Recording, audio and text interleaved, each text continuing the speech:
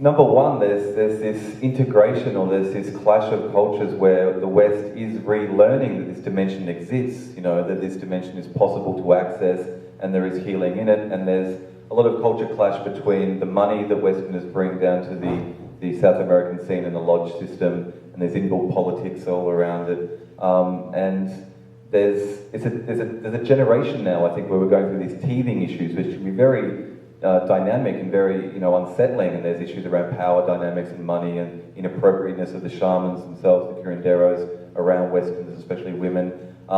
And this energy as well is sort of replicated in the West, as we were saying, with Westerners practicing on their own. For me, the deeper issue as well, though, is that it's like we're all babies. We're learning how to crawl in these spaces, in these realms. In Peru and through South America, it's been practiced for hundreds, if not thousands of years, and there's also a cultural acceptance. It's legal to start with, and you know, if you grow up in the indigenous jungle setting, there's also mestizo shamanism and shamanism in the cities as well now. But there's still an understanding that they're in the jungle, they're in the web, they're in the mother herself, and this is one plant amongst many, and there's an acceptance of the curandero as the healer and of these spaces that it reveals.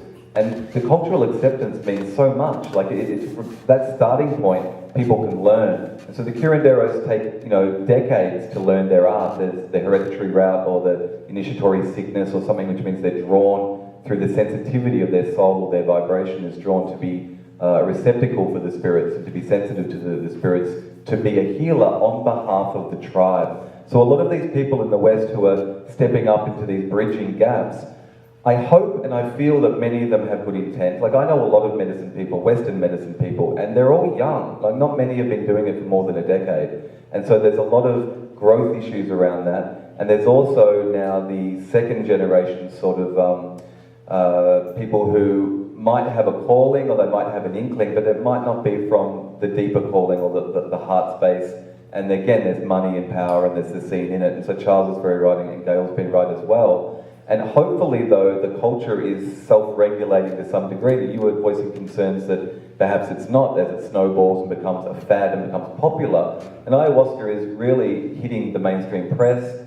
About a month ago, it was in Elle magazine, like the women's magazine.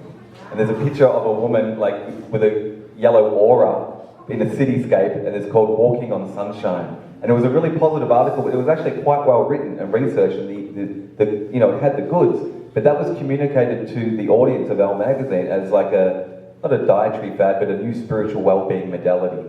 And so, you know, it's communicating to that audience, and it creates a demand for that product. And this is what the West does. It takes holy sacraments from different contexts and it turns them into commodities. So there's a big danger in this.